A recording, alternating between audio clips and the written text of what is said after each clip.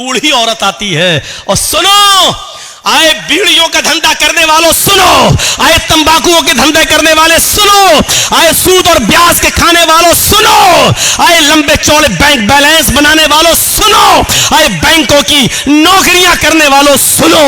इमाम अहमद इब्न हंबल रहमतुल्लाह अलैह के पास एक बूढ़ी औरत आती है और कहती है, इमाम मोहतरम, कहा जी एक मसला पूछने आई हूं, मेरी माँ बहनें सुने, उस जमाने की औरतें और वो भी बूढ़ी औरतों में कितना तकवा हुआ करता था। कहा इमाम साहब मैं चरखा चलाती हूं, चरखा तो जानते हैं ना, मैं चरखा चलाती हूं, दूसरे लोग अपना सूत दे जाते हैं धागा, मैं उसको बना के फिराती हूं और उनसे मजदूरी लेती हूं, कभी दिन में और कभी ओवर टाइम करती हूं तो रात में भी चलाती हूं। मैं चिराग जलाकर मैं चरखा चलाती हूं, जब मेरे पास तेल होता है तो मैं चिराग अपना जलाती हूं और सूत फिराती हूं। इमाम साहब उसकी मजदूरी मैं लेती हूं। कहा इसमें बुराई क्या है? कहा मैं ये नहीं पूछने आई हूं कि बुराई क्या है, मैं ये पूछने आई हूं कि कभी कभी मेरे पास चिराग जलाने के लिए तेल नहीं होता है। अच्छा तो मैं सोने के लिए बिस्तर पर जाना चाहती हूं, लेकिन देखती हूं कि पड़ोसी के घर में चिराग जल रहा है और उसके घर के चिराग की रोशनी मेरे आंगन में आ रही है।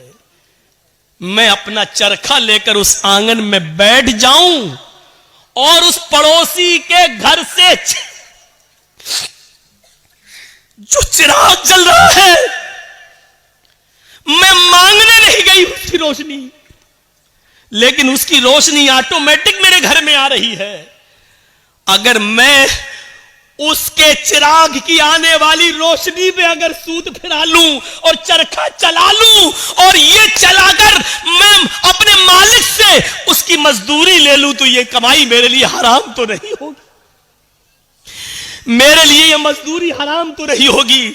मैंने चोरी नहीं की है, मैंने उससे चिराग का तेल नहीं मांगा है, उसके घर में चिराग जल रहा है और उसकी रोशनी मेरे घर आ रही है, उसकी रोशनी मेरे घर आ रही है। अगर मैं उसकी रोशनी में सूत फिरा लूं और इसकी मजदूरी में ले लूं तो ये मेरे लिए हराम तो नहीं होगी।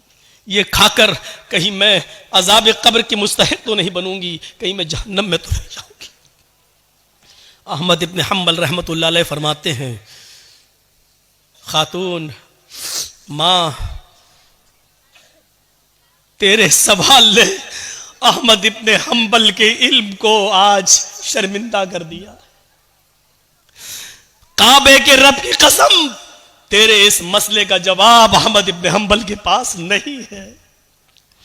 कहने लगी इमाम साहब फिर आपसे बड़ा आलिम इस बस्ती में कोई है ही नहीं, फिर मैं ये किससे मसला पूछूं?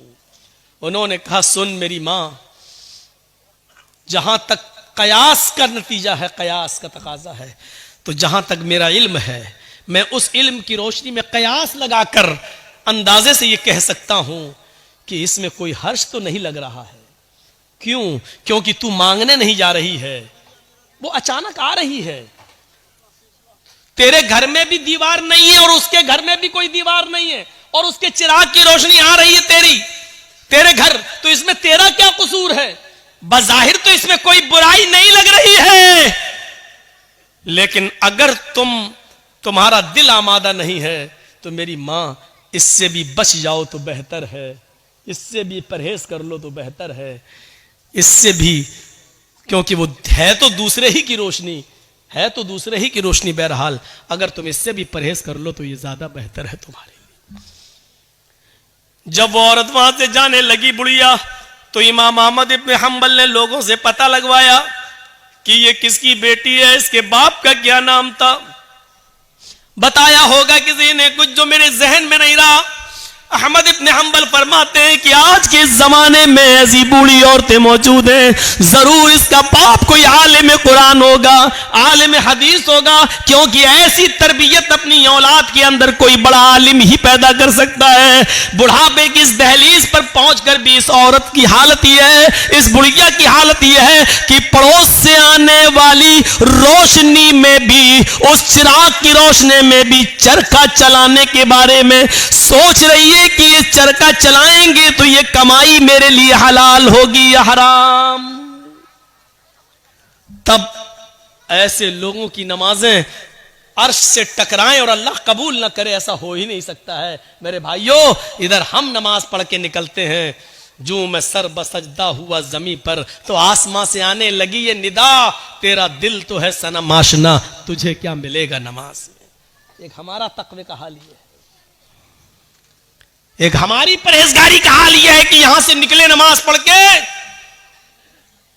मालिकी यौमिद्दीन, तू कयामत के दिन का पूरा पूरा मालिक है। इय्याका नअबुदु व इय्याका नस्तईन, तेरी ही इबादत करते हैं, तुझसे ही मदद मांगते हैं। इहदिनस सिरातल मुस्तकीम, जो सीधा रास्ता उस पे चला और तमाम बुरे रास्तों से बचा ले। यहां ये दुआ मांग के हटे, सलामु अलैकुम व रहमतुल्लाह, सलामु अलैकुम व रहमतुल्लाह, जैसी सलाम फेरा और मस्जिद के बाहर निकलते ही जेब में बीड़ी रखी है, निकाली और माचिस जलाई और सूरह दुखान की तिलावत शुरू, धुआं धक्कड़ शुरू। अभी 10 मिनट भी नहीं हुए ये कहते हुए कि इहदिनस सिरातल मुस्तकीम, आय अल्लाह हमको सीधे रास्ते पे चला, आय अल्लाह गंदे और गलत रास्तों से हमारी हिफाजत फरमा। अब ये दुआ मांगे हुए 10 मिनट भी नहीं हुए और यहां आकर ये है हमारी इबादतों का और हमारी नमाजों का हाल। मेरे भाइयों, जायजा लो, इमाम अहमद इब्ने हंबल के पास जो बूढ़ी औरत आती है, उस औरत के सवाल से जरा इबरत हासिल करो कि हमारी इबादतें अल्लाह के यहां कबूल हो भी रही होंगी या नहीं हो रही होंगी। सोचो तो सही, गौर तो करो। मेरे भाइयों, यहां आदि इब्ने उमैर है, जंग बदर में गिरफ्तार करके लाए जाते हैं।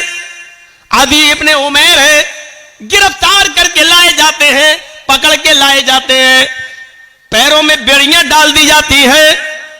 ये आदि इब्ने उमैर मुसाब इब्ने उमैर के भाई हैं, भाई मोमिन है और आदि काफिर है।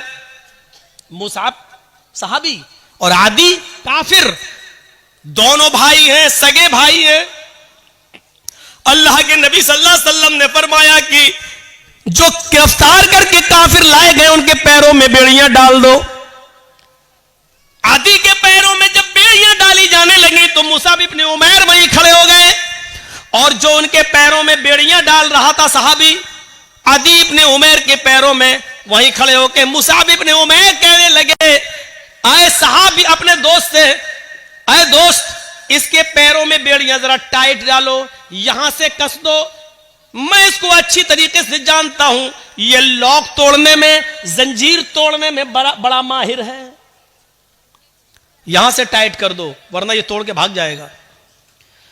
जब मुसाब इब्ने उमैर ये कह रहे थे कि इसके पैरों में यहां से टाइट करो, यहां से टाइट करो, यहां से लॉक लगाओ, तो आदि इब्ने उमैर को इतना गुस्सा आ रहा था कि मारे गुस्से के आदि चीख पड़ा, आए मुसाब तुझे शर्म आनी चाहिए, तू उसी उमैर का बेटा है जिसका बेटा मैं हूं, तेरी रगों में उसी बाप का खून दौड़ रहा है जिसका खून हमारी रगों में दौड़ रहा है, लेकिन आज तुझे भाई कहते हुए शर्म आ रही है। तेरी गैरत कैसे गवारा कर रही है कि तेरी आंखों के सामने तेरे सगे भाई के पैरों में बेड़ियां डाली जा रही हैं और तू देख रहा है खड़े होकर, और देख ही नहीं रहा है बल्कि मशवरा दे रहा है कि यहां से टाइट करो।